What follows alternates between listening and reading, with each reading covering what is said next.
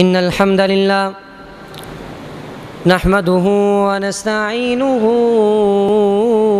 ونستغفره ونعوذ بالله من شرور أنفسنا ومن سيئات أعمالنا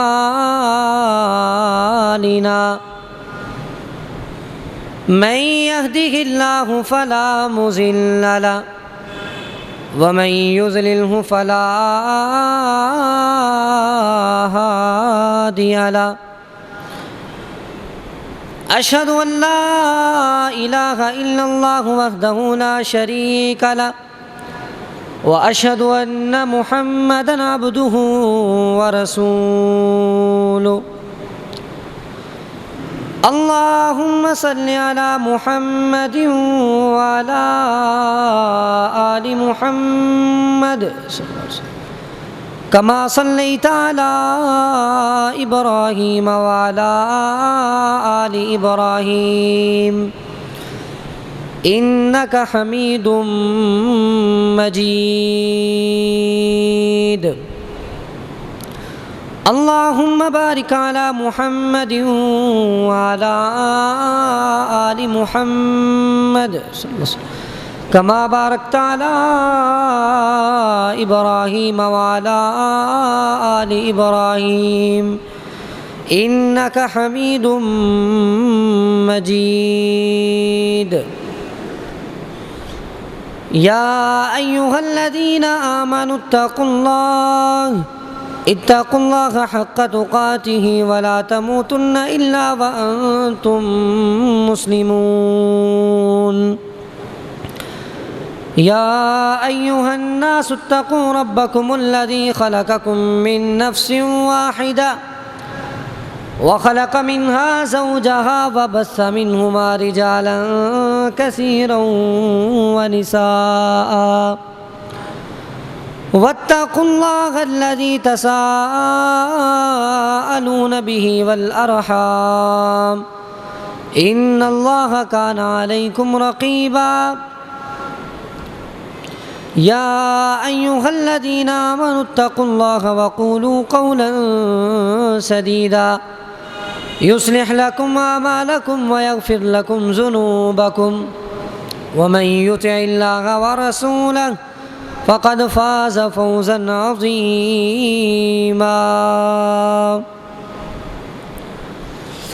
أما بعد فإن خير الحديث كتاب الله وخير الهدي هدي محمد وشر الأمور محدثاتها وكل محدثة بدعة وكل بدعة ضلالة وكل ضلالة في النار أعوذ بالله السميع العليم من الشيطان الرجيم بسم الله الرحمن الرحيم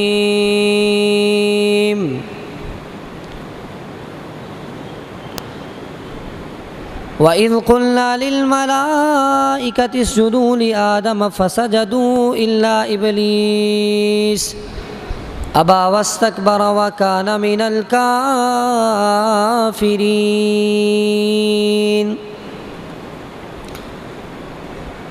سب قسم کی حمد و ثنا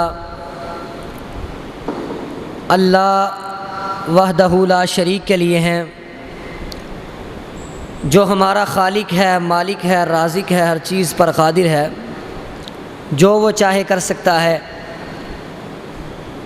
اگر وہ چاہے تو کسی کو بیٹے دے دے، اگر وہ چاہے تو کسی کو بیٹیاں دے دے، اگر وہ چاہے تو اولاد سے محروم رکھے، کیونکہ وہ ہمارا خالق ہے، جو وہ چاہے کر سکتا ہے۔ اس کے بعد لاکھوں کروڑوں درود و سلام اس ہستی اقدس مقدس مطہر معطر پر کہ جس کے ذریعے سے اللہ رب العزت نے ہماری رہنمائی کا بندوبست کیا اور جس کو رحمت للعالمین بنا کر بھیجا، جس کے آنے سے انسانوں کو جینے کے طور طریقے اور سلیقے آ گئے، اور جس کا نام نامی اسم گرامی جناب محمد الرسول اللہ صلی اللہ علیہ وسلم ہے۔ سامعین محترم، میں آج آپ کے سامنے تخلیق آدم علیہ السلام کے حوالے سے تذکرہ کرنا چاہتا ہوں کہ اللہ رب العزت نے آدم علیہ السلام کو کیسے پیدا کیا، اور لیکن یہاں یہ بات بھی سمجھنی ضروری ہے کہ اللہ رب العزت نے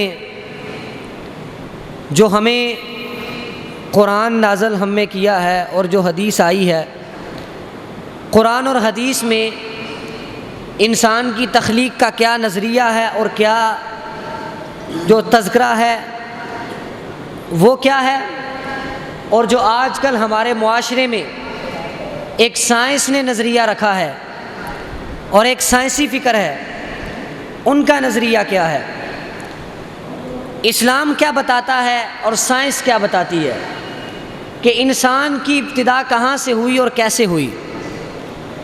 ہمارے ہاں یہ بات بڑی مشہور ہے کہ انسان بندر سے بنا، لیکن ایک وہ تعلیم ہے جو ہمیں اسلام نے دی ہے، ہمیں اسلام نے بتایا ہے کہ انسان کی ابتدا کیسے ہوئی اور کہاں سے ہوئی، اور ایک وہ تعلیم ہے جو ہمارے اسکول اور کالجوں میں سائنس کی تعلیم دی جاتی ہے کہ انسان کی ابتدا کیسے ہوئی، انسان کہاں سے آیا ہے اور کیسے پیدا ہوا ہے۔ کہا جاتا ہے جی انسان بندر کی اولاد ہے، نظریہ ڈارون ہمارے ہاں مشہور ہے، کہتے ہیں جی انسان کہاں سے آیا ہے، انسان کی ابتدا بندر سے ہوئی ہے۔ نظریہ ارتقاء کا نام دیا گیا ہے کہ انسان آہستہ آہستہ پروان چڑھا ہے، انسان آہستہ آہستہ پروان چڑھا ہے، حالانکہ یہ ساری کی ساری تعلیمات بالکل اسلام کے مخالف ہیں۔ سب سے پہلی بات تو یہ کہ جو لوگ یہ کہتے ہیں نا کہ انسان بندر سے بنا ہے، ان کے اپنے بہت سے اختلاف ہیں۔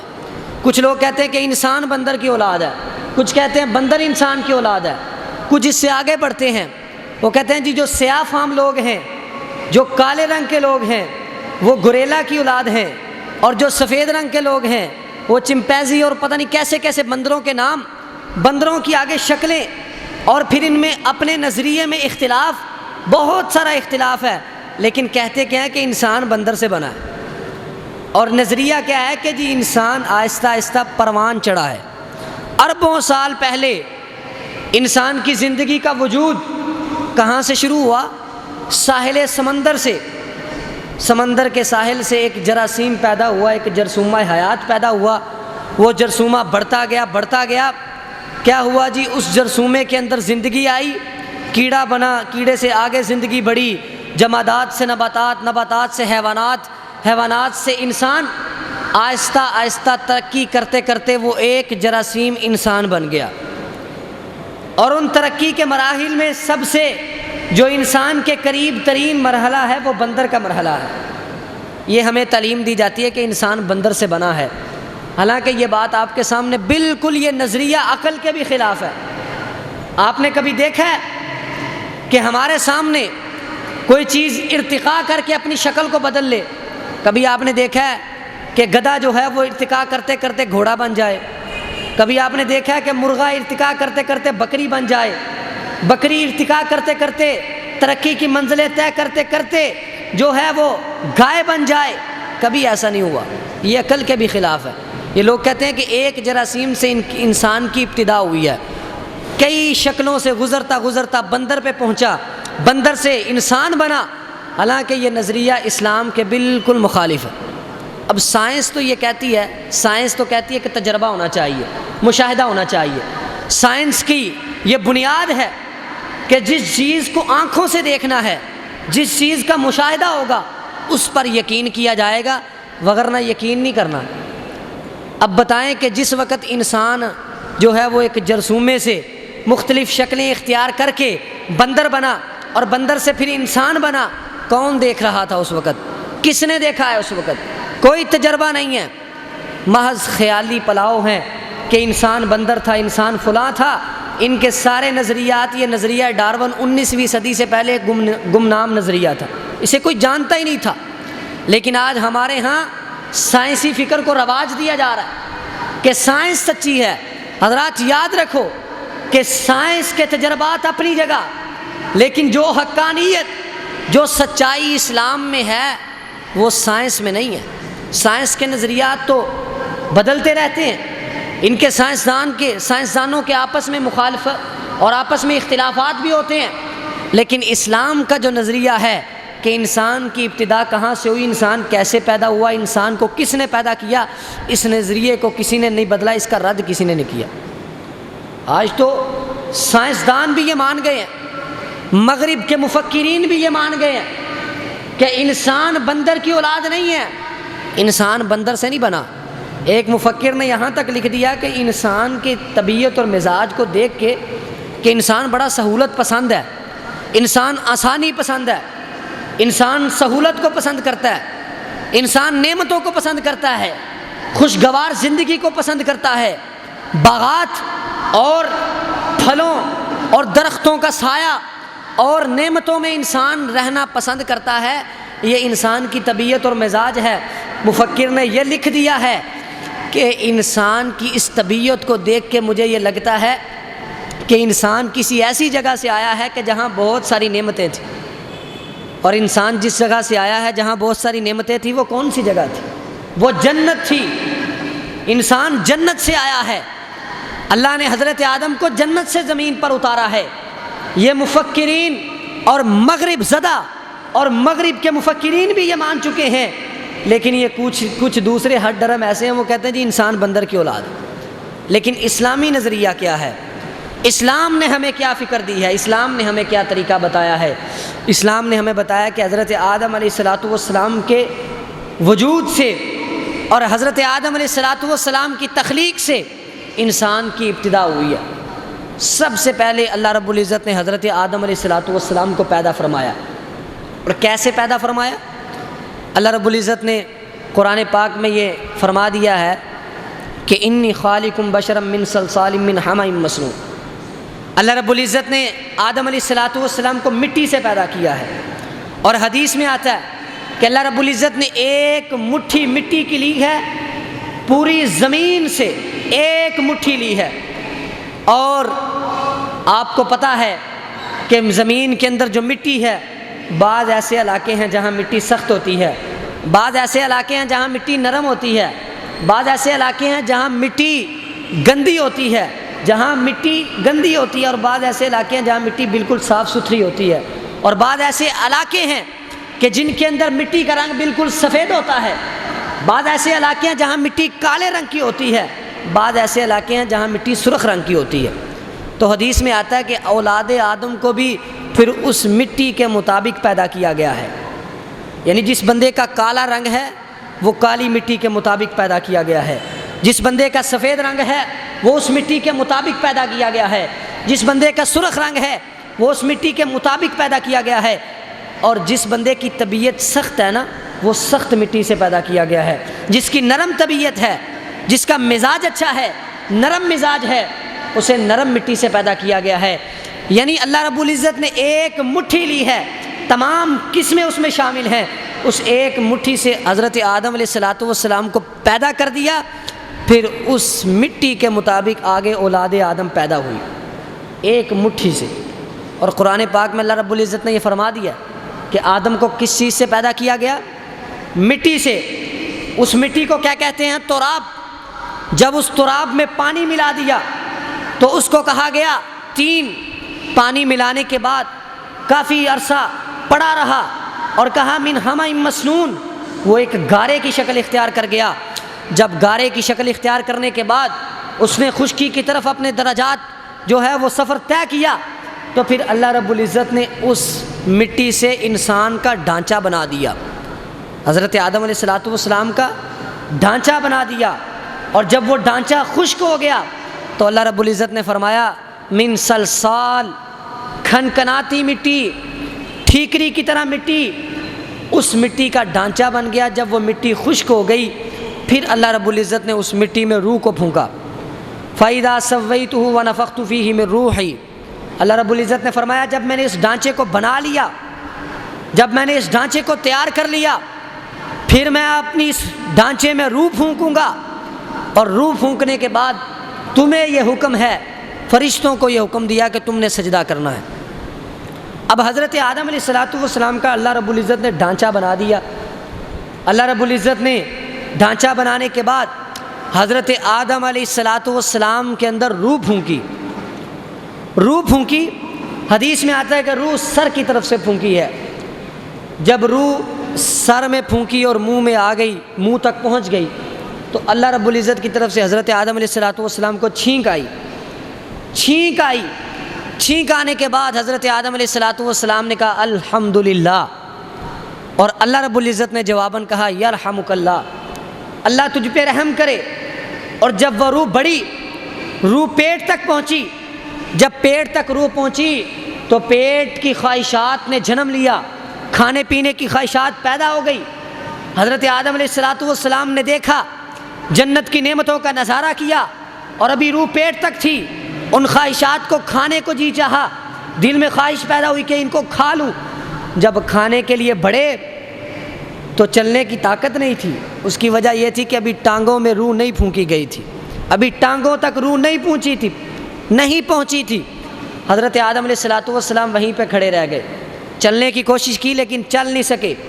پھر اللہ رب العزت نے یہ فرما دیا خلق الانسان من عجل، قرآن میں اللہ رب العزت نے فرما دیا کہ انسان جلد باز ہے، انسان سے صبر نہیں ہوتا، انسان دیکھتا ہے بھاگ کے میں اس چیز کو حاصل کر لوں۔ حضرت آدم علیہ السلام نے جب دیکھا تو فوراً یہ دل چاہا کہ میں جنت کی نعمتوں سے لطف اندوز ہو جاؤں، نعمتوں سے فائدہ اٹھاؤں، لیکن جب دیکھا کہ میری کوئی ٹانگوں میں روح ہی نہیں ہے، وہیں پہ کھڑے رہ گئے۔ پھر اللہ رب العزت نے ٹانگوں میں بھی روح پھونک دی۔ جب روح مکمل ہو گئی تو پھر کیا ہوا؟ اللہ رب العزت نے یہ حکم دیا اذهب فسلم علی اولئک الملائکہ، جاؤ جا کے فرشتوں کو السلام علیکم کہو۔ حضرت آدم علیہ السلام نے فرشتوں کو السلام علیکم کہا، اور اللہ رب العزت نے فرمایا جو فرشتے تمہیں جواب دیں گے وہ تمہارا بھی سلام ہوگا، تمہاری اولاد کا بھی سلام ہوگا۔ حضرت آدم علیہ السلام نے جب فرشتوں سے کہا السلام علیکم تو فرشتوں نے جواب میں کہا السلام علیکم ورحمۃ اللہ، رحمت اللہ کا اضافہ کر دیا، اور اللہ رب العزت نے فرمایا یہی تمہارا جواب ہے اور یہی تمہارا سلام ہے۔ حضرت آدم علیہ السلام کو اللہ رب العزت نے وجود دیا، اور اس وجود کی کیفیت کیا تھی؟ نبی علیہ السلام نے حدیث میں فرمایا وَطُولُهُ 60 ذراعًا، حضرت آدم علیہ السلام کا وجود کتنا تھا؟ 60 ذراع۔ ذراع عربی میں کہتے ہیں یہاں سے ہاتھ کی انگلی سے لے کر کوہنی تک، اس کو کیا کہتے ہیں عربی میں؟ ذراع، اور یہ تقریباً 1.5 فٹ بن جاتا ہے۔ تو 60 ذراع اگر ہوں تو اگر فٹوں کا حساب لگایا جائے تو کتنے فٹ بنتے ہیں؟ 90 فٹ۔ حضرت آدم علیہ السلام کا قد اللہ رب العزت نے کتنا بنایا؟ 90 فٹ قد تھا، اور آپ علیہ السلام نے فرمایا کہ کل قیامت کے دن جن لوگوں کو جنت میں داخل کیا جائے گا فَكُلُّ مَن يَدْخُلَ الْجَنَّةَ عَلَى صُورَةِ آدم، جو بھی جنت میں داخل ہوگا حضرت آدم علیہ السلام کی صورت اور آپ کے وجود کے مطابق داخل ہوگا۔ یعنی ہر جنتی کو قد جو ہے، قد کاٹ جو ہے وہ حضرت آدم علیہ السلام کا دیا جائے گا۔ اور فرمایا اسی حدیث میں آگے فرمایا حضرت آدم علیہ السلام کا قد 60 ذراع تھا، 60 ہاتھ تھا۔ اس وقت سے لے کر آج تک اولاد آدم کا قد کم ہوتا گیا ہے، حتیٰ کہ آج ہم دیکھتے ہیں کہ ہمارا قد 6 فٹ 5 فٹ پہ آ گیا۔ آہستہ آہستہ اولاد آدم کے قد کو کم کیا گیا ہے، لیکن جب انسان کو جنت میں داخل کیا جائے گا دوبارہ پھر وہی قد جو انسان کا اصل قد کاٹ تھا، انسان کو 90 فٹ کا قد دیا جائے گا۔ حضرت آدم علیہ السلام کی وجود کی کیفیت یہ تھی۔ جب اللہ رب العزت نے پیدا کر دیا، اب دیکھیں کہ فرشتوں نے بھی اعتراض کیا کہ آپ کیوں پیدا کر رہے ہیں۔ اعتراض نہیں، در حقیقت وہ حکمت پوچھ رہے تھے کہ اللہ رب العزت سے پوچھ رہے تھے أَتَجْعَلُ فِيهَا مَن يُفْسِدُ وَيَسْفِكُ الدِّمَاءَ، اے اللہ تو اس انسان کو کیوں پیدا کر رہا ہے جب کہ ہم تیری تسبیح بیان کرتے ہیں، تیری تقدیس بیان کرتے ہیں، تیری عبادت کے لیے کیا ہم کافی نہیں؟ تو انسان کو پیدا کر رہا ہے، اس میں حکمت کیا ہے؟ حالانکہ انسان تو فساد بھی کرے گا، انسان تو خون بھی بہائے گا۔ اللہ رب العزت نے کہا کہ انی عالم غیب السماوات والارض، اللہ رب العزت نے یہ بھی کہا کہ عالم ما تبدون وما کنتم تکتمون، میں جانتا ہوں، اس کی حکمت مجھے معلوم ہے کہ میں انسان کو کیوں پیدا کر رہا ہوں۔ اللہ رب العزت نے انسان کو پیدا کیا اور فرشتے یہ سمجھتے تھے کہ شاید ہمارے پاس سب سے زیادہ علم ہے، ہم سب سے زیادہ علم رکھنے والی مخلوق ہیں، لیکن اللہ رب العزت نے جب حضرت آدم کو پیدا کیا تو وَعَلَّمَ آدَمَ الْأَسْمَاءَ كُلَّهَا ثُمَّ عَرَضَهُمْ عَلَى الْمَلَائِكَةِ فَقَالَ أَنبِئُونِي بِأَسْمَاءِ هَؤُلَاءِ إِن كُنتُمْ صَادِقِينَ۔ اللہ رب العزت نے حضرت آدم علیہ السلام کو تمام چیزوں کے نام یاد کروا دیے، تمام چیزوں کے ناموں کا علم دے دیا۔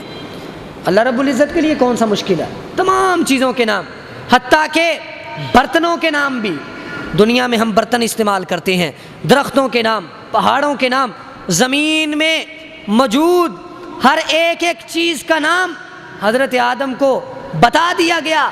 اور ویسے بھی یہ بات واضح ہے کہ جب آپ کسی ورکشاپ پہ کام کرنے جائیں، آپ نے کسی ورکشاپ پہ کام کرنا ہے، کسی کاروں کی ورکشاپ پہ، موٹر سائیکل کی ورکشاپ پہ، تو آپ کو جب تک اس ورکشاپ میں جن اوزاروں سے کام کیا جاتا ہے ان اوزاروں کے نام نہیں آتے تو آپ کامیاب مکینک نہیں بن سکتے، آپ کو نام ہی نہیں آتے اوزاروں کے۔ تو جب اللہ رب العزت نے اس کائنات میں حضرت آدم کو بھیجنا تھا اور اس میں استعمال ہونے والی چیزوں کو انہوں نے استعمال بھی کرنا تھا، تو اللہ رب العزت نے پہلے سے ہی حضرت آدم کو تمام چیزوں کے نام جو ہیں ان کے علم میں رکھ دیے، ان کو بتا دیے۔ فرشتوں کے ساتھ آمنا سامنا ہوا، فرشتوں سے کہا جی تم بتاؤ نام، فرشتوں نے کہا جی ہمیں تو نہیں آتے۔ تو اللہ رب العزت نے پھر حضرت آدم علیہ السلام کو کہا کہ تم بتاؤ۔ حضرت آدم علیہ السلام نے ایک چیز کا نام بتا دیا۔ فرشتوں کو یہ پتہ چل گیا کہ آدم کے پاس وہ علم ہے جو ہمارے پاس نہیں ہے۔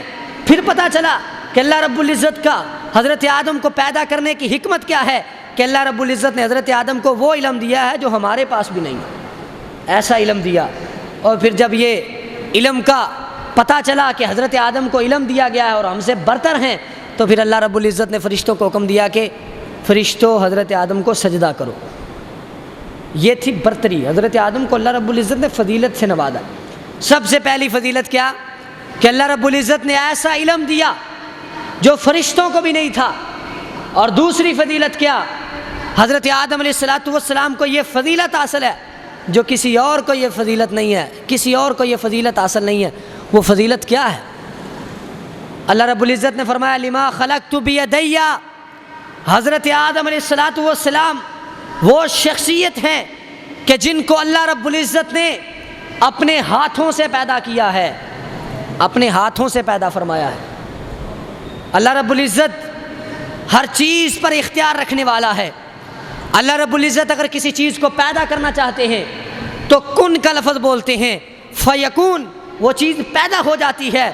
لیکن پھر بھی حضرت آدم علیہ السلام کو اللہ رب العزت نے اپنے ہاتھوں سے پیدا فرمایا۔ کن کہہ کے بھی پیدا کر سکتے تھے، لیکن یہ فضیلت دی اور یہ مقام اور مرتبہ دیا کہ اپنے ہاتھوں سے حضرت آدم علیہ السلام کو پیدا کیا۔ اور یہ فضیلت حضرت آدم علیہ السلام کو حاصل تھی۔ پھر کیا ہوا؟ جب پیدا کر دیا، علم کو بھی مان لیا گیا کہ حضرت آدم کے پاس علم بھی ہے۔ پھر اللہ رب العزت نے سجدے کا حکم دیا، فرشتوں نے سجدہ کر دیا۔ لیکن اس وقت کس نے انکار کیا؟ شیطان نے انکار کر دیا۔ شیطان نے کہا انا خیر منہ خلقتنی من نار وخلقتہ من طین، میں حضرت آدم سے بہتر ہوں کیونکہ اسے مٹی سے پیدا کیا گیا ہے، مجھے آگ سے پیدا کیا گیا ہے۔ اب شیطان اپنی شیطانیت سے پہلے، اپنے انکار سے پہلے فرشتوں میں شامل تھا۔ اپنی عبادت کی وجہ سے اسے اس وجہ سے فرشتوں کے ساتھ ساتھ سجدہ کرنے کا حکم دیا گیا، لیکن اس نے انکار کر دیا۔ اور شیطان کو اللہ رب العزت نے آگ سے پیدا کیا ہے۔ شیطان کہنے لگا جی مجھے آگ سے پیدا کیا گیا ہے اور اسے مٹی سے پیدا کیا، میں کیسے سجدہ کروں؟ اب دیکھیں کہ شیطان نے کیسی غلطی کی۔ شیطان کے ذہن میں یہ غلطی سوار ہوگی کہ شاید جو کم تر ہے اسے برتر سجدہ نہیں کر سکتا، جس کی فضیلت کم ہے اسے زیادہ فضیلت والا سجدہ نہیں کر سکتا۔ یہ شیطان کے ذہن میں یہ غلطی تھی۔ پہلی غلطی یہ تھی کہ یہ نہیں دیکھنا کہ میں کم تر ہوں یا برتر ہوں، یہ دیکھو کہ حکم کس کا ہے، حکم اللہ کا ہے۔ اللہ حکم دے رہے ہیں، تمہاری عقل کے گھوڑے یہاں نہیں دوڑیں گے، تم نے بس اللہ کا حکم مان کے سجدہ کرنا ہے۔ اور شیطان کی یہ بھی غلطی تھی کہ شیطان یہ سمجھتا تھا کہ میں حضرت آدم سے افضل ہوں، حالانکہ حضرت آدم کو وہ علم دیا گیا تھا جو نہ شیطان کے پاس تھا نہ فرشتوں کے پاس تھا۔ اللہ نے اپنے ہاتھوں سے پیدا کیا، شیطان کو اللہ نے اپنے ہاتھوں سے پیدا نہیں کیا، شیطان کو وہ فضیلت نہیں تھی، شیطان سے حضرت آدم افضل تھے، یہ بھی اس کی غلطی تھی۔ اور تیسری اس کی غلطی یہ تھی، اس نے کہا جی میں آگ سے بنا ہوں، اس نے سمجھا شاید آگ زیادہ افضل ہے مٹی سے، حالانکہ مٹی کی فضیلت زیادہ ہے۔ آگ کے اندر جلانے کی طاقت اور قدرت ہے، آگ بھڑکتی ہے، آگ جلا دیتی ہے، آگ میں حرارت اور گرمی اور شدت ہے، حالانکہ مٹی کے اندر عاجزی ہے، انکساری ہے، مٹی کے اندر بڑھانے کی اگانے کی صلاحیت موجود ہے، مٹی کے اندر نرم مزاجی بھی ہے، عجز و انکسار بھی ہے۔ اس انداز سے بھی مٹی کی فضیلت زیادہ ہے، آگ کی فضیلت زیادہ نہیں ہے۔ شیطان کو یہ غلطی لگی، شیطان کہنے لگا جی میری فضیلت زیادہ ہے۔ شیطان نے عقل کے گھوڑے دوڑائے۔ سب سے پہلے جس نے اللہ کے حکم کے مقابلے میں، جس نے اللہ کے فرمان کے مقابلے میں اپنی عقل کو استعمال کیا کہ میری عقل یہ نہیں مانتی، وہ شیطان تھا۔ شیطان نے یہ کہا تھا کہ اللہ کا حکم تو یہ ہے کہ سجدہ کرو، لیکن میری عقل یہ نہیں مانتی، کیونکہ میری عقل یہ کہتی ہے کہ جس کو آگ سے پیدا کیا گیا ہے وہ زیادہ افضل ہے، اور جسے مٹی سے پیدا کیا گیا اس کی فضیلت کم ہے۔ اور آج بھی اگر یہ کوئی کہے کہ ٹھیک ہے اللہ کا حکم تو یہ ہے، اللہ کا فرمان تو یہ ہے، نبی پاک کی حدیث تو یہ ہے، لیکن میری عقل یہ نہیں مانتی، تو وہ بھی شیطان کے رستے پہ چلتا ہے۔ اللہ نے تمہیں عقل تو دی ہے، لیکن تمہاری عقل ناقص ہے، تمہاری عقل میں نقص ہو سکتا ہے، لیکن شریعت میں، قرآن میں، رب کے فرمان میں کوئی نقص نہیں ہو سکتا، وہ کامل ہے، وہ مکمل ہے، لیکن تمہاری نقص، تمہارے اندر نقص ہے، تمہاری عقل میں نقص ہو سکتا ہے۔ آج ہم کہتے ہیں جی معراج کی بات آ جائے، جی نبی علیہ الصلوۃ والسلام نے ساتوں آسمانوں کی سیر کی، مفکرین اٹھ کے بیٹھ جاتے ہیں جی عقل نہیں مانتی۔ تمہاری عقل کی کوئی حیثیت نہیں، تمہاری عقل جہاں پہ ختم ہوتی ہے وہاں سے شریعت کی ابتدا ہوتی ہے، بس یہ بات یاد رکھو۔ حضرت آدم علیہ الصلوۃ والسلام کے سامنے اور اللہ رب العزت کے سامنے جب شیطان نے یہ عقل کے گھوڑے دڑائے، شیطان بن گیا اور فخرج منہا فإنک رجیم کا اعلان ہو گیا، جا، اگر سجدہ نہیں کرنا، تکبر کا اظہار کرنا ہے، نکل جا میری سلطنت سے، آسمانوں میں رہنے کی کوئی اجازت نہیں۔ اسے دھتکار دیا گیا، اسے گمراہ قرار دے دیا گیا، شیطان کو وہاں سے نکال دیا گیا۔ غلطی کیا تھی؟ اس نے کہا جی میری عقل نہیں یہ مانتی، اور میرا تکبر اور میرا ضمیر یہ اجازت نہیں دیتا۔ بس شریعت کے مقابلے میں، اللہ کے فرمان کے مقابلے میں تمہاری عقل کی کوئی حیثیت نہیں ہے، تمہاری عقل میں نقص ہے، اللہ کا فرمان کامل ہے۔ اور شیطان نے جب یہ، اللہ رب العزت نے جب شیطان کو کہا کہ نکل جا، پھر شیطان نے کہا جی لَأُزَيِّنَنَّ لَهُمْ فِي الْأَرْضِ وَلَأُغْوِيَنَّهُمْ أَجْمَعِينَ، کہ اللہ اس آدم کی وجہ سے، اس آدم کو سجدہ نہ کرنے کی وجہ سے میں گمراہ قرار پایا ہوں، تو میں بھی تیرے سامنے یہ دعویٰ کرتا ہوں کہ میں بھی دنیا کے اندر جا کے اس کی اولاد کو گمراہ کروں گا۔ اور شیطان نے یہ کہہ دیا تھا وَلَا تَجِدُ أَكْثَرَهُمْ شَاكِرِينَ، اے اللہ تیرے اکثر بندے ایسے ہوں گے جو تیرا شکر نہیں ادا کریں گے۔ اب شیطان کو علم غیب تو نہیں تھا، شیطان کوئی غیب تو نہیں جانتا تھا، شیطان نے اپنا اندازہ لگایا کہ اکثر بندے شکر نہیں کریں گے، لیکن شیطان کی بات سچ ثابت ہو گئی۔ آج اکثر بندے ایسے ہیں جو اللہ کا شکر ہی نہیں ادا کرتے، اپنی آنکھ سے، اپنے کان سے، اپنی زبان سے، اپنے ہاتھ سے، عبادت کے ذریعے، صدقے کے ذریعے اللہ کا شکر ادا کرنا چاہیے، لیکن آج لوگ شیطان کی پیروی کر رہے ہیں۔ شیطان نے کہا تھا شکر نہیں ادا کریں گے، لوگ شکر نہیں ادا کرتے، اور شیطان نے یہ کہا تھا کہ لَأُزَيِّنَنَّ لَهُمْ فِي الْأَرْضِ وَلَأُغْوِيَنَّهُمْ أَجْمَعِينَ، میں انہیں سبز باغ دکھاؤں گا، میں نے دنیا کی نعمتیں دکھاؤں گا، میں دنیا مزین کر کے دکھاؤں گا، خوبصورت شکل بنا کر دکھاؤں گا۔ شیطان نے یہ کہا تھا کہ انسان بہک جائے گا، انسان میرے رستے پہ چلے گا، اس کی وجہ سے میں گمراہ ہوا ہوں، میں اسے گمراہ کروں گا۔ اور کہا إِلَّا عِبَادَكَ مِنْهُمُ الْمُخْلَصِينَ، کہ مگر تیرے وہ بندے جو خالص تیری عبادت کرنے والے ہوں گے میں انہیں گمراہ نہیں کر سکوں گا۔ واقعتاً جو اللہ کے خالص بندے ہیں، شیطان جتنے مرضی حملے کر لے وہ گمراہی کا راستہ اختیار نہیں کرتے۔ اور اللہ رب العزت نے بھی کہا کہ ٹھیک ہے جو گمراہ ہوتے ہیں انہیں کر لینا، لیکن لہا سبعۃ ابواب لکل باب منہم جزء مقسوم، میں نے جہنم کو بھی پیدا کیا ہے جو گمراہ ہو جائیں گے، جو تیرے رستے کے چلیں گے، تیرے پیچھے چلیں گے، میں ان لوگوں سے جہنم کو بھروں گا۔ لَأَمْلَأَنَّ جَهَنَّمَ مِنْكُمْ أَجْمَعِينَ، جو تیرے پیچھے چلیں گے وہ جہنم میں جائیں گے، اور جو میری بات مان کے خالص میری عبادت کریں گے انہیں جنتوں کا مہمان بنایا جائے گا، انہیں دوبارہ پھر ان کے اصل ٹھکانے پر جہاں سے وہ آیا ہے، جہاں سے انسان کی ابتدا ہوئی ہے وہیں اور اس ٹھکانے پر اس کو دوبارہ جگہ دی جائے گی۔ یہ انسان کی ابتدا ہے، یہ انسان کی تخلیق ہے۔ اللہ نے حضرت آدم علیہ السلام کو اپنے ہاتھ سے پیدا کیا، پھر اسی آدم علیہ السلام کی پسلی سے حضرت حوا علیہ السلام کو پیدا کیا گیا۔ خلقکم من نفس واحدہ، ایک نفس تھا، ایک جان تھی، پھر اس سے حضرت حوا علیہ السلام کو پیدا کیا گیا، پھر اس کے بعد ان دونوں کے ملاپ سے انسانیت کی ابتدا ہوئی۔ لیکن آج جو یہ لوگ کہتے ہیں کہ انسان اولاد ہے، بندر کی اولاد ہے، نظریہ ڈارون، نظریہ ارتقاء، طرح طرح کے نظریات مسلمانوں میں بھی پھیلائے جا رہے ہیں، لیکن اسلامی نظریہ کیا ہے کہ انسان کی ابتدا ہوئی ہے حضرت آدم سے، اور حضرت آدم علیہ السلام کو اللہ رب العزت نے اپنے ہاتھوں سے پیدا کیا، اور حضرت آدم کو یہ فضیلتیں ملی تھیں، اور حضرت آدم کو سجدہ کرنے والے کامیاب ہو گئے، اور سجدے کا انکار کرنے والے قیامت تک کے لیے سجدے کا انکار کرنے والا شیطان قرار پایا اور دھتکار دیا گیا، گمراہ قرار پایا۔